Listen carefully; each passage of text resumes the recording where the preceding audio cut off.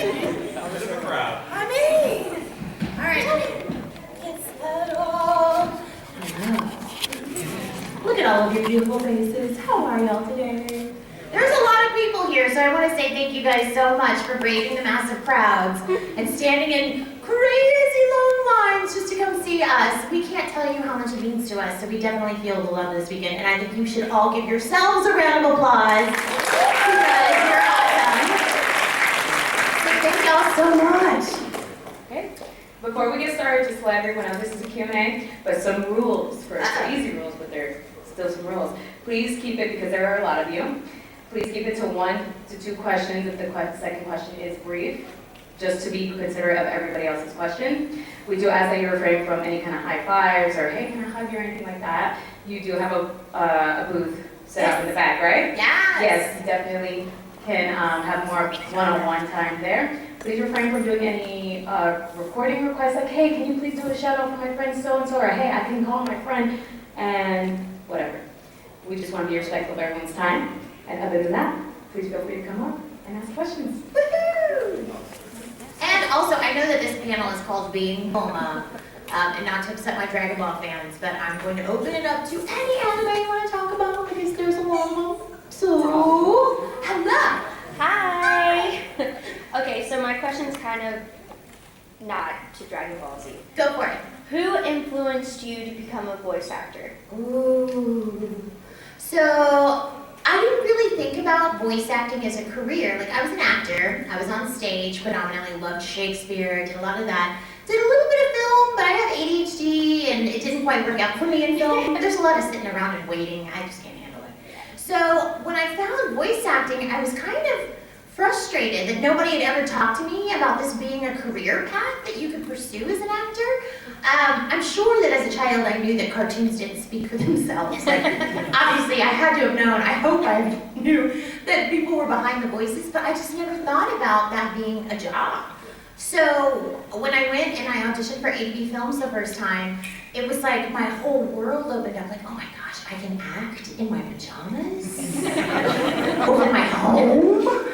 Oh my goodness, and I don't have to get all dressed up in makeup and show up and do rehearsals every night. I can just do it and go home. Like, this is awesome.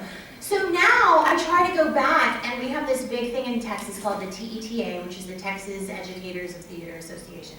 And so they have this big convention, basically, and it's all weekend, and the kids can go to different panels about different stuff, so I always try to go and do a panel about voice acting so that these high school kids know that that is an option. But yeah, I just kind of stumbled into it.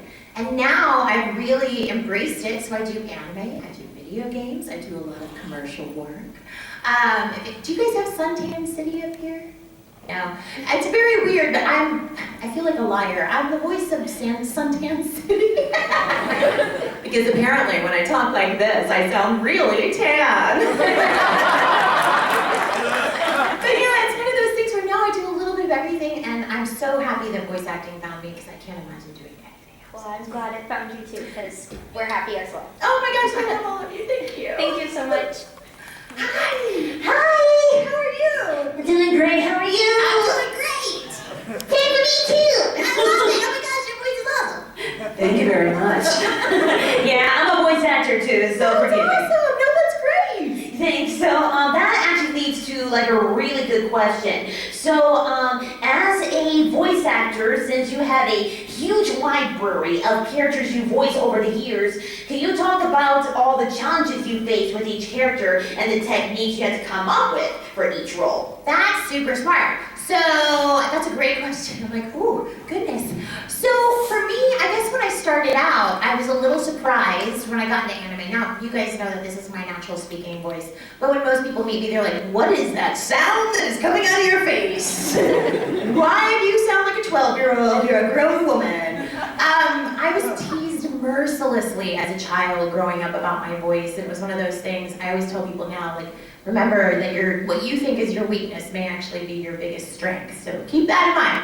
But for me, when I started, they were like, we just want you to use your natural voice, which was the first time anybody was like, hey, we like that sound that's coming out of your face, use that.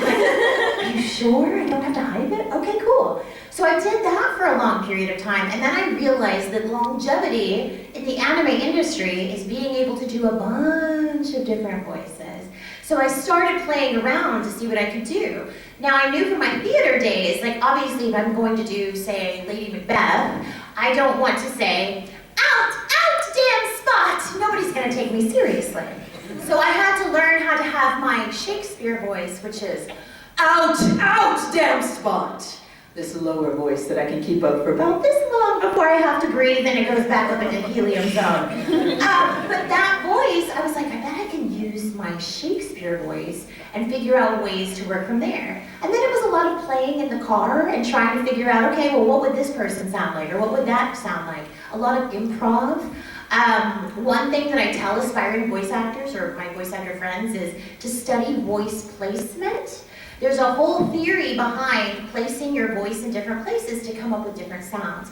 So like my voice is very nasally just on its own. So for like say somebody like Suyu, I make it even more nasally, so it sounds like I have a cold, but then I add a little bit of that rasp to make her sound a little more froggy. So that's kind of like a cookbook, if you will. You take parts of this and parts of that. Another example would be Bulma. Bulma actually sits in this area, so she's got a completely different tonality. See how it doesn't sound like it's like pinched and coming from the front of my face? Suddenly it has kind of a different vibe to it. Then you could go so far as to go into what is called the chest voice, which is your merrily or never million. It sounds like it's coming from a different place than the other one. It's a very deeper, like heavier tone. So once you are able to find those three, then you go, okay, well what happens if I take a breathy chest voice and then I give it an accent? What happens if I take a really loud and obnoxious, very punctuated, like very enunciated voice in a very high pitch, but then I make it like really, really crazy and maybe give them a little bit of a lisp to give it a little something fun. So I call it the actor's toolbook. You get as many tools as you can and then you put them together in ways to come up with the different voices. But everybody has their own way. Some people are really great and they can just look at a picture and go, blah, this is what that sounds like. I tend to be a little more technical because I like that part. I like the coming up with the voices and figuring it all out. So that's the fun part for me. Great question though. Thank you. Oh, thank you. Donnie! Thank you very much. Hey Donnie! Hey, how are you? Great, how are you? So my question is, what is the most memorable moment for you in a booth while recording? Oh, there are so many. The first one that comes to mind is a show called Death Parade. In episode 3, I play a lady who is a family woman who's also like a reality TV celebrity kind of thing. And my character is up against Ian Sinclair's character, who's kind of, a lonely gamer type. And the themes, I'm not going to say anything because I don't want to spoil it, but the themes of that episode struck home for both Ian and I think. And so there's a point where my character just goes off the wall. We're talking tears and snot and screaming, and I love being able to do that. It's like a free therapy. Like you go in there and you scream and you cry and then you're really nice. People ask all the time, like, how are you so nice? I'm like, I get all that out in the booth so that I can go out and be pleasant. So I just let loose. I kind of just was like, just snot everywhere. And people actually had to come from other soundproof booths and go, is Monica okay? Because we could hear her through the wall. And I was like, hey, I have more power than I thought. So that one was really fun. Mira Jane's first turn into Saint Soul is kind of the same thing. I think I scared the director when I finally let loose. He's like, I've never heard you yell like that. I was like, well, I've been saving up every time anybody cuts me off in traffic or steps on their toe. Just been saving it for this moment because I know it was coming. But yeah, that's a good question. But I'd say definitely Death Parade is the one that has made the most of an impact. Thank you. Hello, Natsu! Oh, yo, so speaking of Mira Jane, I love Mira Jane, but I'm just wondering what your favorite ship in Fairy Tail was, and who would you ship Mira Jane with? I think my favorite ship, I'm so sorry, Lasana. Nalu. I'm all about That's knowledge. my favorite too. I love my tattooed on me sister. the other day. Do you really? I love my sister, and I feel bad for betraying her like this. So I'm sorry, Lasana, but I really feel like Lucy and Natsu belong together. As far as Mira Jane, so in the beginning, a lot of people were like, Mira Jane and Freed, Mira Jane and Freed. And I'm like, well, that's technically a love triangle because Freed is in love with Noxus. So how does that work? So then the fans, though, started saying Mira Jane and Noxus. And I thought, well, that's weird because they've never even talked to one another. And I think that you guys don't realize, like, what input you have sometimes. I don't think you realize how much the creators actually listen, not just to Japanese audiences, but you guys as well. Because all of a sudden, in the tournament arc at the end, it's like, she's right there next to Loxus. When he gets hurt, guess who's at his bedside? It was very strange. So I feel like sometimes you guys have a lot more pull than you realize. So if there's something that you like or something you want to see, the Mira Jane Pop is a huge example. People have been asking Funko for years, like, when are we getting a Mira Jane Pop? So the fact that she has one, sorry, Elfman and Lasana, but the fact that she has one, I was like, I think you guys did that. I really do. So thank you, because I love my Mira Jane Pop. I appreciate it. I also ship myself with Mary Jane, by the way. Good choice, good choice. Who doesn't like a woman that could possibly beat you up? Yes! There's one person who's like, no. Hey, sweetie, what's your question? Hi, my name is Dee Dee. I just wanted to say, like, I like love you and everything. I loved you in like high school. I loved you in Fairy Tale. I loved you in Maid something. And like, I just love everything about you. What's your favorite like line or moments of Maid Sama? Oh gosh, of Maid Sama? Okay, so first of all, I have to preface this. Maid Sama was a little weird only because right before we recorded Maid Sama, David and I recorded a show called Watamote. And in Watamote, in Watamote we play siblings. So it was a little weird, but it worked. I was able to use it, because you know how Mizuki's like, oh my god, Usui, leave me alone. Totally was able to channel that into, ew, you're my brother, leave me alone. But the first few times I heard him being all sexy Usui, I was like, It was so in character too. It was like, oh, I know. But it was so much fun. That show, we just had a blast recording, and it was so sad because for a while nobody watched it. It just was kind of out there. And then some anime god somewhere decided to put it on Netflix, and it blew up. So I'm so glad though, because it's such a great show. If you guys haven't seen Maid Sama, it's a really great love story, but it kind of turns the whole premise of like the girls, a bunch of different girls chasing after the guy. This time it's the guy chasing after the girl, and the girl's like, how about no? So it's kind of fun to see that change and that role reversal, but I love that show. I have one more question. Sure. Like, how was like interacting like with Todd Habercorn and Jeremy Lee and like in Fairy Tale? I love it. Well, here's the thing. We all came from Soul Eater. So we all knew each other really well from like doing Soul Eater and going to conventions and promoting Soul Eater. So when Fairy Tale came along, it's like, oh, hey, we're just a different, it's a Spider-Man meeting, we're different. So it happens a lot. You know, we're kind of a close-knit community. So that's why a lot of times, you know, there's a My Hero Con that I've told some of you guys about, and I'm like, look, even if you're not into My Hero, go, because those people are in Dragon Ball, they're in Fairy Tail, they're in One Piece, they're in everything. So it's kind of nice that we all get to kind of, since we don't get to work together, it's nice that we get to kind of like be on these shows together and have these experiences together. It's just so great to meet you. It's so nice to meet you too. Have a great time.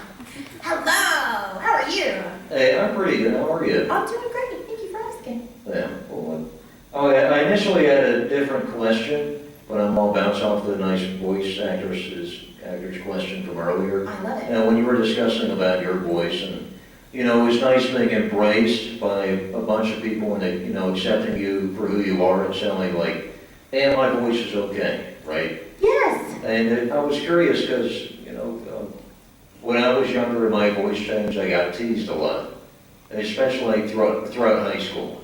And, Yeah. You know, and it was like last year in middle school, so no one believed me. But my voice changed, and I got like, they told me to be quiet all the time. And like, use your real voice. Oh, I got that all the the time. To Yeah. use your real voice, I hate that. And I was like, when he started like opening up about it, I was just wondering, because like I'm trying to like be more comfortable with how I sound. And when you were accepted for who you are, and suddenly like, you know, what you thought might have been your greatest detriment was your best gift. Did it change how you interacted with the world?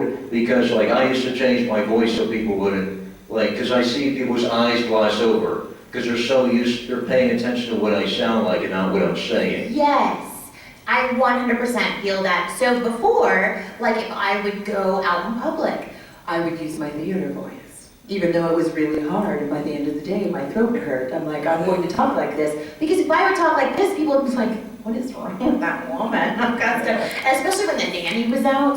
Yeah. You would be like, oh my God, you sound like the nanny. Oh my God, I'm gonna punch you in the face. Or Karen from, what is that show, Will and Grace. Yeah. I got that. Are you related to her? No, that's not even her real voice. But I tell you what, it did make me much more comfortable with just being myself and using my own voice. But I'm about to blow your mind. Are you a voice actor?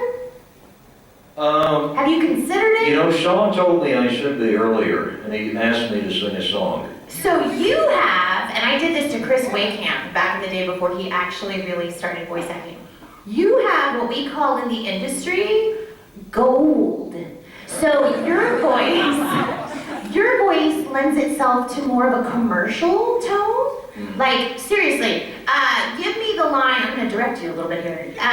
Tell me, Aquafina, pure water, perfect taste. Aquafina, pure water, perfect taste.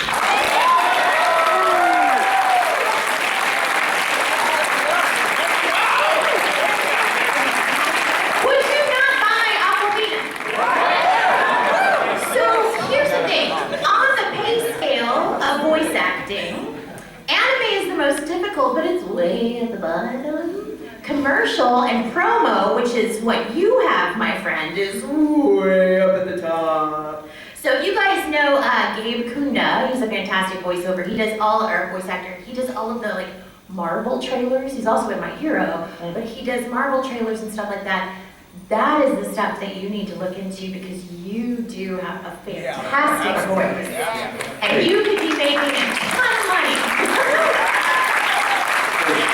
Right now I'm a landscaper. I work for a nursery. But that's great because then do they allow you a little bit of schedule leeway? A little bit, yeah. They let me come to Megacon. There you go. Well, I would definitely work out a deal with them and maybe like, look, are you here in Orlando? I'm actually in St. Augustine. Okay, Yeah. that's even better because it's probably a smaller market. I'm sure a lot of people come out here and look for talent agents. But Yeah. my suggestion for you would be find an accredited talent agent that's in St. Augustine and talk to them. Because even if they're not ready to send you on gigs right now, they might be able to go, hey, here's some classes locally to take, here's some things to do. One thing about agents, for any of you guys that are aspiring voice actors, talent agents never ask for money up front. I'm sure you guys have heard do you want to be the next Disney star? Yeah, that's all BS. No, do it. Because what they're going to do is they're going to be like, oh yeah, we can make you a star, but give me $1,500. So a talent agent, they get you work, and then they take a percentage of that. That's how it works. So if they ask you for money up front, run the other direction. But I would talk to some talent agents in your town and be like, hey, I met this crazy voice actress lady, and she told me that I should do commercial work, and here I am. Well, it's interesting because I used to work at Lowe's at one point too. And my buddy from Lowe's was this guy everyone hated, but I got along with him. He said, you should take my friend Wes's class. And I didn't know it would end up being Wes Johnson. Because they apparently like grew up like near each other and they knew each other. Wes told me that Sean was going to be at Megacon and I should go. So I got the days off and I came here. That's fantastic. Well, I tell you what, my friend, you do. I don't care who's making fun of you, they're stupid, because you have a voice of gold. And you super good. Thanks for being honest, because that allowed me to be honest with you Of too. course, and I tell you what, when you get super rich and famous, all I ask is that you don't make me wait too long in your autograph. And people will contact your people and you go straight to the front like VIP. Thank you. Thank you, sweetie. Hey, this is a question for your Sue voice. Oh, What was your favorite line, and can you like do it in your voice, like her voice? of course I can. So I'm sure you guys know that as Suyu, I like to pick on Bakugo just a little bit. Because somebody's gotta do it, right? Like, he gets away with way too much. I know that everybody loves him, and I get it, and deep down I kind of love him too, but my favorite line is actually to Bakugo, and it's, well, with that attitude, you'll never be popular. Of course, Clifford is always like, but who wins the popularity polls every time they do one? I'm like, doesn't matter. Thank you. Thank you, sweetie. Hello. Hi, so my actual question kind of goes off of if you actually watched Dragon Ball, like originally? Okay, great. So, considering we watched Bulma grow from that like snotty little girl that we saw kick Goku off the bus, how do you feel about her development into like her relationship with Vegeta and how she forms her relationships? So, because they're so different from the original Dragon Ball, like how do you, as a voice actor, feel picking up something already established? Great question. Well, I tell you what, having recently gone back and watched a little bit of Dragon Ball, I didn't realize how risque some of it was. Like, oh wow, sign of the times, I forgot. But I will tell you, as far as character development, I feel like Vegeta is number one as far as character development goes in Dragon Ball. Like, he just has the best arc of any character. But, well, and I would say Bulma's probably right behind him. Because when she starts out, of course, she's this snotty little brat that just wants to get the Dragon Balls to find a boyfriend, and that's all it's about. And then we watch her kind of grow, and then in Z, we see her take a more maternal role, right? She gets a little bit more, she's more in the action, she's out there doing the things. She and Vegeta end up, we don't really know how they got together, we don't know where Trunks came from, but yay! So for me, Super was a huge catalyst because it was like, he loves her. We see that Vegeta loves his family. He was willing to look like an idiot and sing a bingo song because he was so afraid for his family. I'm getting goosebumps talking about it. But my Bulma thing, God, I cried in the premiere. Even though I knew it was coming, but seeing it, and I texted Chris, and I was like, it's about effing time. Because, you know, after a while, you get so, and to see their little stolen kisses and to see their relationship blossom. But not only that, to see her strength. Right? This was a girl that in the beginning, she would scream and cry, she would get so worked up, even on Namek, everything's crazy. And now she's at the forefront. I'm gonna fly the plane, I'm gonna make the stuff, I'm gonna do this, you guys are gonna get behind me. In the Broly movie, when they tried to leave her behind, she's like, no, I'm going and we're gonna go buy jackets, right? The way she talked to Frieza, I was like, oh man, you really are as ugly as you were in that picture. The way she slapped Beerus. I really feel like she has become just a really great role model. She went from maybe not being the best role model to now it's like she's smart, she's rich, she is strong, she puts the Saiyan in their places. I love that Krillin in Super, when he has that nightmare and it's all the villains in Bulma. You know you're afraid of me. She makes Beerus her babysitter, the god of destruction. She hands him her baby and is like, bye, Uncle Beerus. Like, who does that? So for me, it's been a huge journey because I feel like I've gotten stronger because I've had to be stronger for Bulma. And so that is one thing that I will always, I don't want to get sentimental. I love her so much, but that is something that I will always cherish. It's a gift from her, is that she has made me infinitely stronger as a human being. Well, thank you for making her stronger, and thank you for taking such good care of such a beloved character. Oh, thank you. I love her so much, and I'm glad y'all do too. Howdy! Howdy! Okay, first off, I'm a fan of Stalking Anarchy. Just testing the waters here, okay? I love it. Yeah, I'm a huge fan. Best girl, not in the show, just in general. I don't make the rules, okay?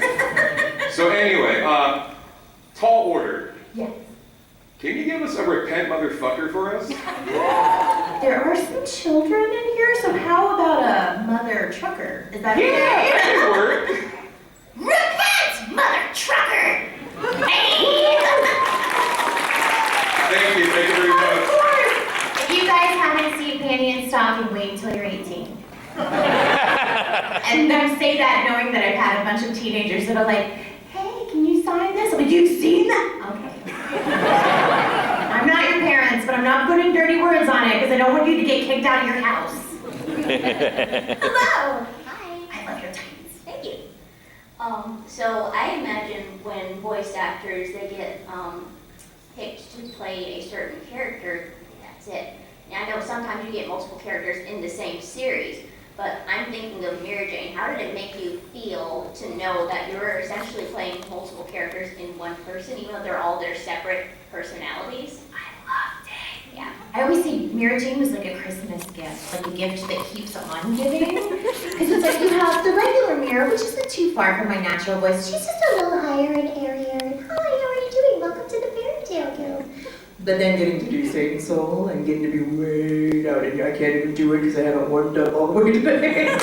But getting to do Satan Soul, just those two, I was like, this is fun. And then we get into her backstory, and you've got like emo Mira that's all up in her face, and then you've got super emo Mira that won't even talk to anybody and she's afraid of everyone. And then every single form, the director was cool enough to let me change it ever so slightly. The only problem is, it was real hard to keep track of everything. So I had to have what are called reference lines for every single voice. So when you would look at the fairy tale like documents, like they'd have a giant, file folder full of different audio files, and each person usually had one or two, and Mira Jane had like 18. But it was good because anytime there was a new form, and if I couldn't remember, they would play it, and I would read along and get into the voice, but I love it so much. It was like getting to play 13 different characters in one human. And I really hope she shows up in the 100-year quest. I'm gonna be so sad if she doesn't. Thank you. Thank you so much. Thank you.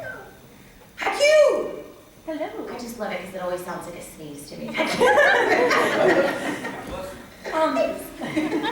So I was wondering, I kind of wanted to do anime, and so I was wondering for if you wanted to be part of the Funimation franchise, do you have to audition for that, or you have to go to other places to do anime voice acting? So it's really weird because I've been doing this for 23 years, probably longer than most of you have been alive.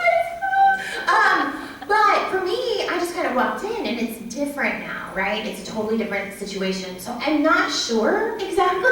I know this isn't the answer you're looking for, but I'm not sure exactly how it goes. Now, I do know that most people we get these days are people that have talent agents. So that would be one thing I would suggest is once you get a talent agent, they can get you the auditions that you want to get. You can mention, I would like to do more anime, I want to do video games, whatever, and then they can kind of like push you in that direction. Other than that, I think a lot of it is just getting your voice out there, making a demo, which is just a 1 minute, make sure it's no voices that already exist. You don't want to put Mickey Mouse and Gollum on there because they already have voices, right?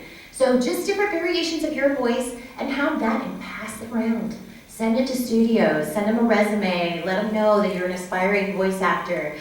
Take classes. There are a lot of classes online. I know Chris Rager, who plays Hercule or Satan, depending on which version of Dragon Ball you've watched. He has a really great class that he does online that I've helped with before. There's quite a few. The one thing I will say is since the pandemic, there's been a lot more people teaching because they feel like that's a means to make money.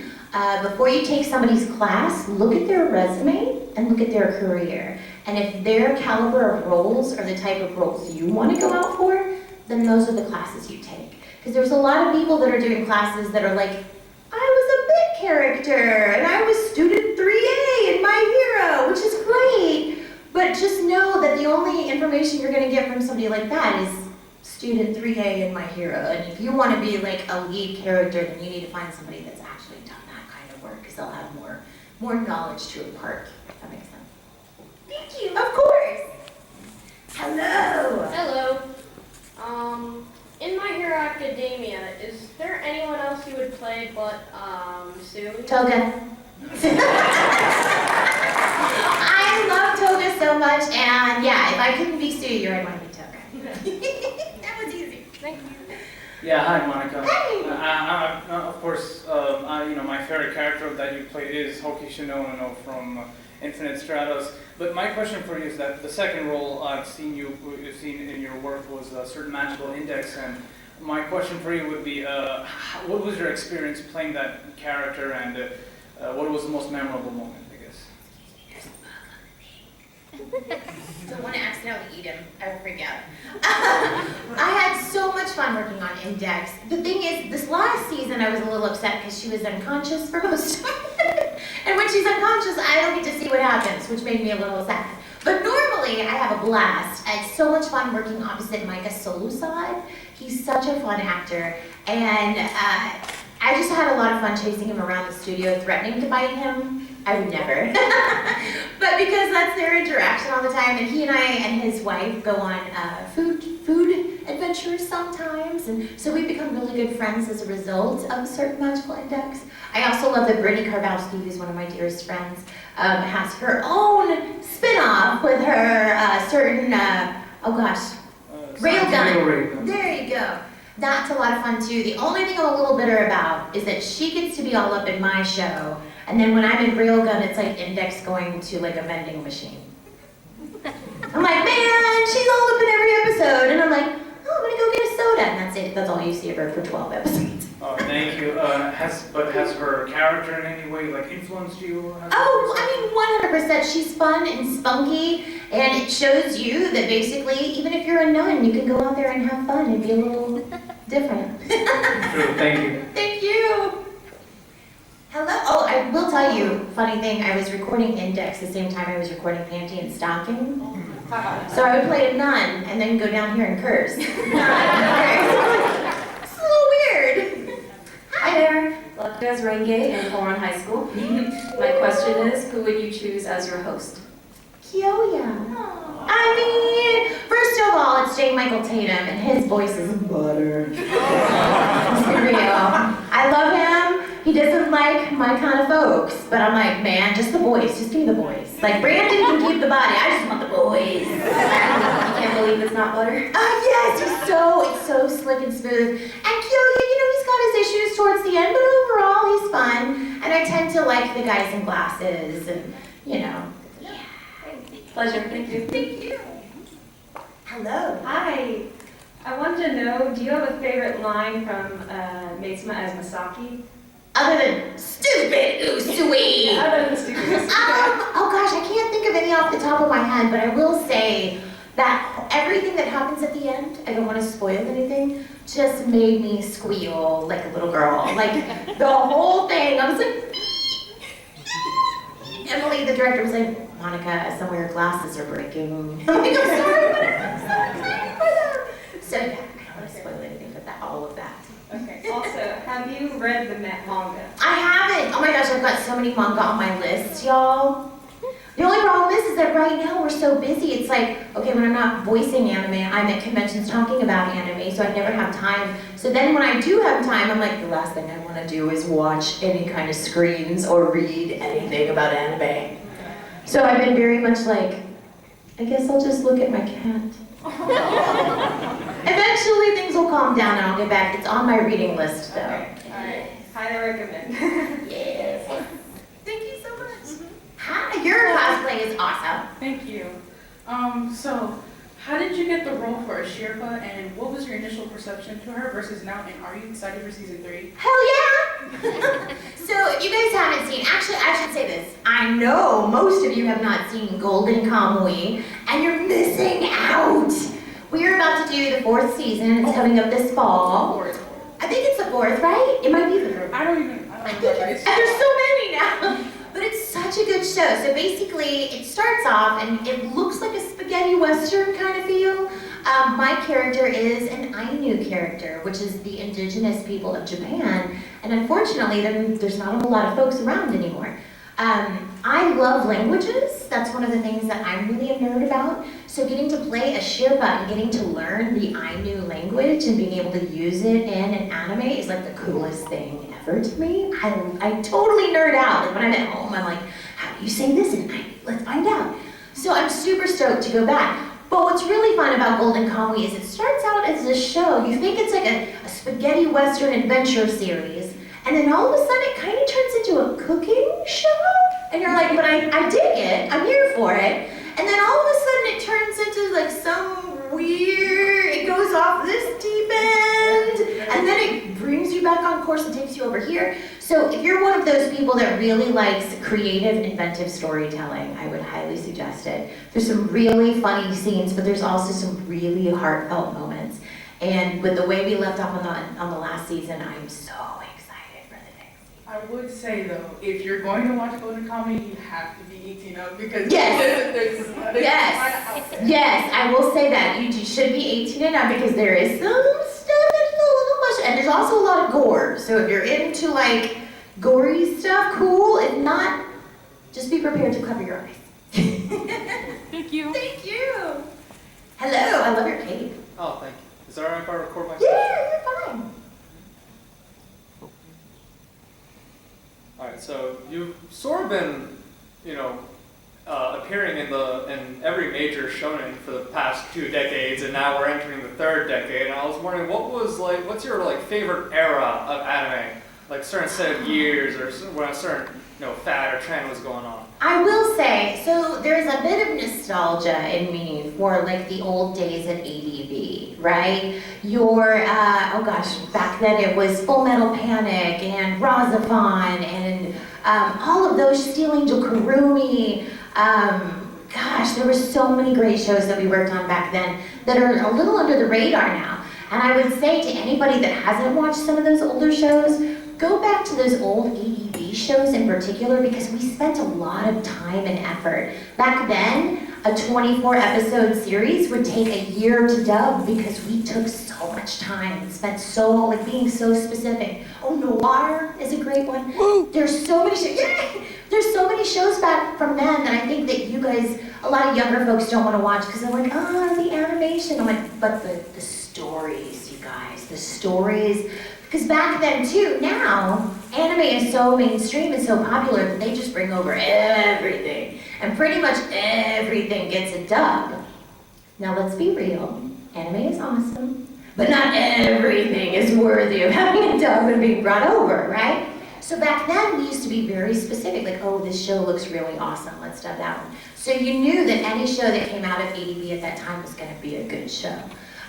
So that, I have a lot of nostalgia for that time. I was just with Lucy Christian last weekend, who plays Ochako, and we've been working together for 20 years, and we were kind of reminiscing about the old ADV days. And same thing with Funimation. Like, with Funimation finally started branching out and wasn't just doing Dragon Ball and Yu Yu Hakusho. It was a real fun place to be around because it was like, oh, I thought we were just doing the show. I thought we were just doing like the big fight. Oh, we're gonna get sentimental. This is awesome.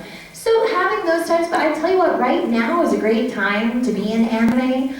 We certainly feel the love. I don't know if everybody just watched anime during the pandemic, but there's so many more of you now. So welcome to the family. But yeah, now is a great time to be an anime fan too because it's very much mainstream in the sense that you can go get merchandise. Back in the day, you could not find merchandise, and if you did, you were going to pay $300 for a statue that's this big. So now you can go anywhere and find it, and that's really cool. So I look forward to what anime is going to do in the future, and I'm just hoping that I get to be around for it. And thank you guys so much for supporting the industry, because thanks to you guys, we get to do what we love. So thank you guys, because it's all because of you. Oh, good question.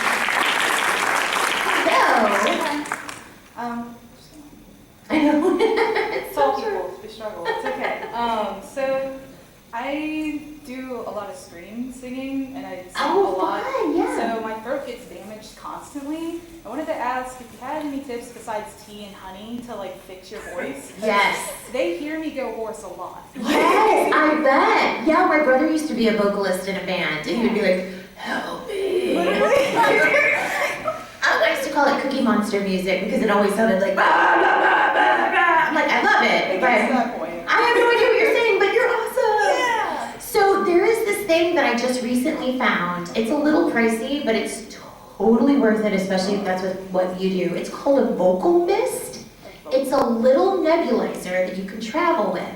So what a nebulizer is it kind of splays out water particles in such tiny bursts that it's not like giant droplets. Yeah. So what happens when you hydrate, if I drink this bottle of water, it's not going to get to the rest of my body for about 4 hours or so. If you put like steam or any kind of nebulizer or anything like that, that liquid is gonna go straight to your vocal cords. And it comes with a very specific solution you have to use. It's like a saline solution. But let me tell you, going to these conventions and like doing the frothy voice all weekend, and then having to record as soon as I get home, it has saved my butt so many times. I just use it like once or twice a day, or whenever I feel I need it. I take it to the studio with me. It's real easy to travel with. So Vocal Mist, and if that's too expensive, Vicks has a really great steam inhaler that I want to say is like less than $20 on Amazon. Just get one of those, put water in it, just you have to sit there. It's a little uncomfortable, but that steam will help exponentially. There's another thing. It's called Nimjompe Pakwa. I know. It is, just think loquat syrup. You know the loquat fruit? It is a loquat syrup. You can get it on Amazon. And it doesn't taste amazing, but it is fantastic for your throat. You can either take it straight, or you can put it in water and make like a little tea of it. And we call it Hulk juice at the studio, because literally, like if you are, oh, got my throat, and you take some of that, you're good to go for at least an hour. Oh. So those two are my main tricks that are, other than just not talking. Yeah. That's just how my job. So like an atomizer, vaporizer thing, and a loquat syrup. Yes, Vocal Mist. Vocal Mist. And then loquat syrup. Look that up on Amazon and it'll pop up. Gotcha. Thank you so much. Of course. I hope it helps. Yeah. Hey. Hello. How you doing? Good. All right. What's your question? If Asui was a villain in My Hero, what would you think her quote would be? If Asui was a villain in My Hero, she would still have the same quirk, but she would use her powers for evil. Can you imagine how evil camouflage would be? Oh, God. Yeah, she would be able to just listen in on everyone's conversations and be like, I know where they're going. I know where to find the Deku. That's right. Also being able to, like, she's got toxic mucus too, don't forget. So that could be a really great villainous thing. What else? Oh, she can regurgitate the innards of her stomach. I don't know what she would use that for, but it would definitely gross people out. Now that I think about it, she'd actually probably be a really great villain if she wasn't so sweet. Good question, though. Boys in the dark. Boys in the dark, yeah! Hello. Hello. First off, I really love you as a fellow 12-year-old voice owner. Hey! One of my favorite anime is actually Ouran High School Host Love. That's a tongue twister, as many times as I said it. Renge is actually one of my favorite characters and her very unique laugh. Is there any other characters that has a super unique laugh that you love? Oh. Well, I mean, to be fair, there is kind of a little Easter egg in Panty and Stocking. There's an episode where Stocking is on a diet and her sister offers her a donut and she kind of goes ballistic. And in that little thing, I did a little Easter egg for the fans, and some of you have guessed that she does the Renge laugh in the middle of all of that. I have never seen Panty and Stocking. This one has, but I haven't. Now you're going to put that Renge laugh. It's not there. Now he has to show me. But that one, I'm trying to think of others. There was a character in a show, and I can't remember the name of the show right now, but her name was literally Oh Ho Ho. Because she did the I was like, that's really her name is Oh Ho Ho? And they're like, yeah, I don't know. But she had it, but it was very similar to the Renge voice. In fact, I'm sure that that's why I was cast. Is they're like, oh, you did that over there, do it over here. But those are the only two I can think of, other than like Tomoko from Watamote. Whenever she laughs, sometimes I like to make her snort. Like, that's what I like to. Thank you so much. Thank you. Hi. Hello. What's up? First off, I completely forgot that you voice acted Tomoko, because Watamote is one of those series that nobody talks about. It's like It's so cringy, but it's so good. It's the like, oh god, it's me, the anime. It's so good. But really, most of the people that by the time I enter the line, my answers are really big pleasure. Hey. So I'm like, first, it's a pleasure to meet you. It's nice to meet you. Second, thank you so much for inspiring her to go into voice acting. Yes, of course. And thank you, because of that, that also inspired me to also go back into acting myself. Good! Oh my gosh, you guys, here's the thing. What I love about acting is that no matter in what type of acting it is, it could be film, it could be stage, it could be just you doing improv with your friends, there is a community there, right? You make a group of friends. Like my theater friends, some of them are doing anime with me now because I pulled them into it. I'm like, I found this cool thing. You should come do it with me. That's a net positive, yeah. Yeah, you become this kind of like family. And so I think that like there's a lot of people out there that are looking for a place, right? Especially now after the pandemic and this world is really difficult, right? So some of us are just looking for a place to belong.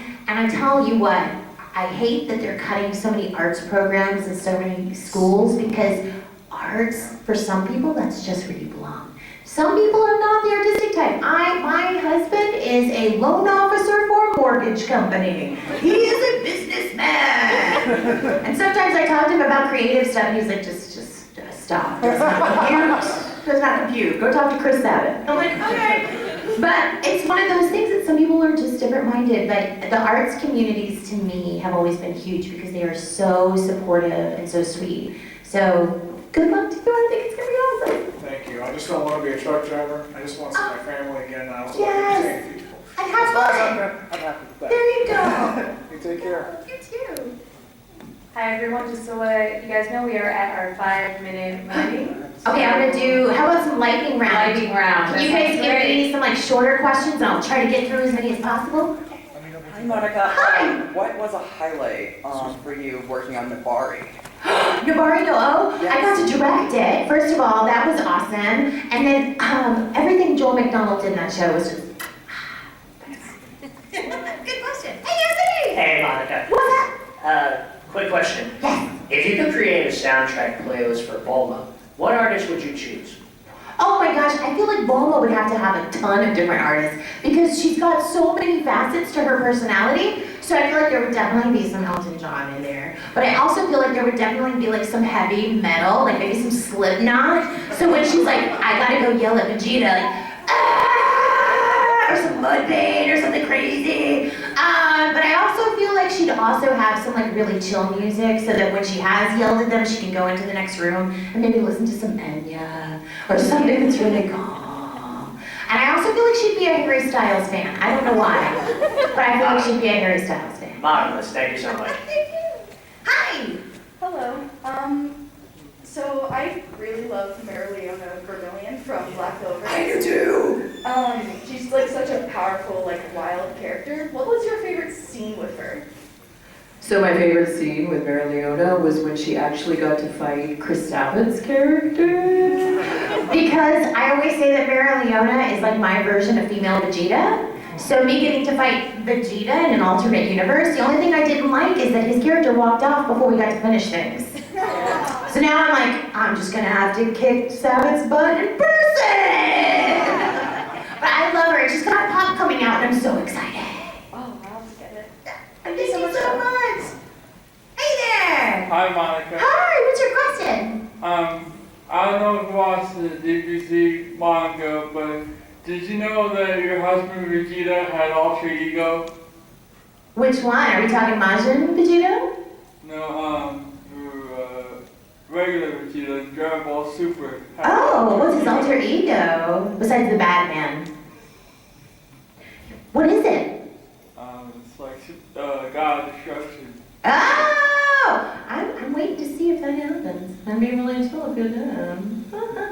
But yeah, I haven't read the manga. I try to just not know because I like to learn with the characters. It may be coming in Dragon Ball Super Season 2, so. That's awesome! That would be cool! Hello! What is your question? Well, hi. So my question is actually when Dragon Ball Z first started, you know, Bulma, especially Namek, was very much, oh no, I don't want to do this, and like you said, you know, and then by the time Broly came out, she goes, no, you guys aren't leaving with me. Do you think that in between when Goku and Vegeta would go off to save the planet yet again, she'd be like, oh, just another Tuesday for the boys? Yes! And I also think that's how she became so strong. Because when you are a lady and you've got all these people going, where's your husband? Where's your best friend? Where's your husband? Where's your best friend? She's probably the one back on Earth going, oh my gosh, I'm going to take care of everything. I have to handle it, right? So I think that that's how she kind of came into this maternal role for all of the Saiyans. Is that she was the one that was left behind having to take care of all of the loose sense. Yeah, I also think it's really funny for her compared to Chi-Chi. You know, she's like, come on boys, let's go. Chi-Chi's like, no, stop, where are you guys going? Yes, So I there's think a that good juxtaposition. I think Bulma likes the excitement. I think that she's always been an adventurer, even when she first met Goku. So I feel like she could not be stuck at home. You know, she would be super, super sad if all she ever did was stay home with Bulma and Trunks. She wants to get out there and do the thing. Whereas Chi-Chi is more like, I want to be at home and my husband should be there too. And I think that's why she and Vegeta get along so well in part, is because he knows, like, she's not the type. She will go off with him and she will leave the kids behind with the babysitter Beerus to do whatever she wants to do. So it's just two very different, not that either one is wrong from a mom perspective, but two very different mom styles, which I think is kind of cool. Hey! Hi. Like, when you played Dragon Ball Z as Bulma, if you didn't play like Bulma, who else would you want to play? So if I wasn't, oh my gosh. So I really like Arale when she shows up. I think she's really cute, but Brina Palencia does such a great job, and I know that's like a special character. Gosh, their names are escaping me right now, but the female Saiyans that showed up in Super, Caulifla and Kale. I would want to be one of them. Because here's the only thing about Bulma. I really want to fight.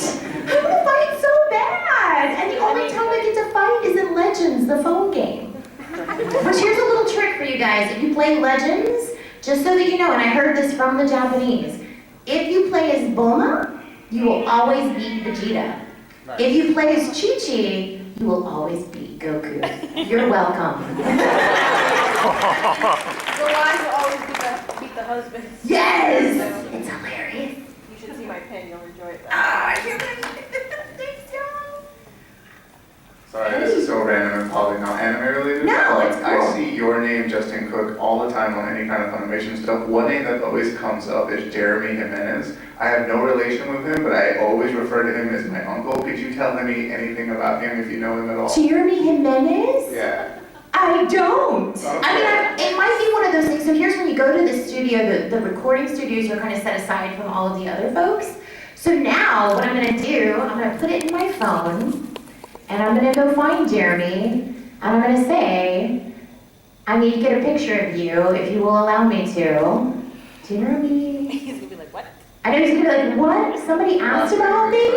Jimenez. Jimenez. I think he's like a video editor or something. Yes, I'm sure that he's probably either a mixer, a video editor, or somebody that's on that side. And it may be one of those people, you know, when you're out at the office and you're like, oh, hey, but you've never met that person, but you've seen them for 20 years in passing. He's probably one of those guys. But I'm going to find him now. This will be fun. I see the name every time, and I always tell somebody anytime that, like, oh, look, that's my uncle, or that's my cousin, or whatever. Well, you'll have to keep an eye on my Twitter and my Instagram, so when I find him, I'll see if he'll allow me to post a photo. Will do. I'm making a note. Okay. Yes. So from Ghost Stories. Yes. What is your favorite? what was your favorite ghost? My favorite ghost. There's so many. I know, I'm like, there's so many.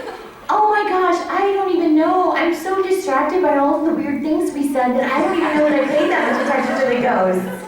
I will say the ones in the beginning were the ones that terrified me the most because I didn't expect the show to actually be creepy, right? I was like, oh, this is a kid's show. Oh. Now granted, I'm not good with horror movies. Like, I scare like a little kid, so it may not be scary to you all, but those first ones scared me. There was a couple of, like, the painter ghost was creepy. There was a lot of them. The one that turns its head all the way around. No thank you. But thanks for the ghost stories question. Thank you. Again, 18 and up. How you doing? I'm doing great, how are you? Doing good. So, what happened with Yamcha?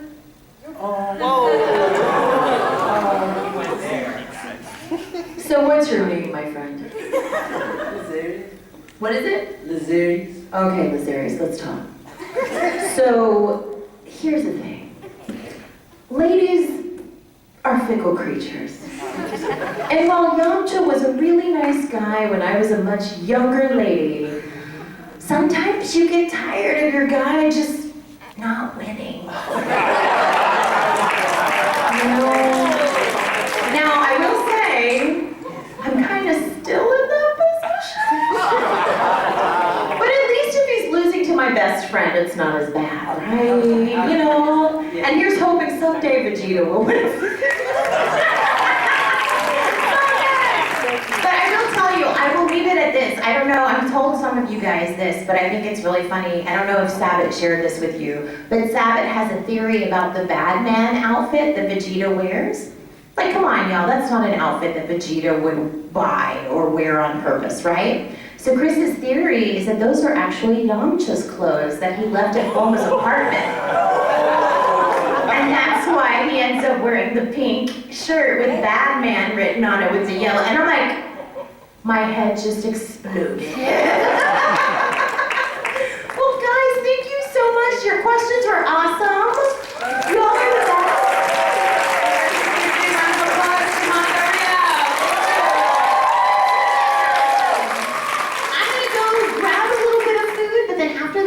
Down at my table, so if you guys have anything you want signed or if you have any questions, come on by. But thank you guys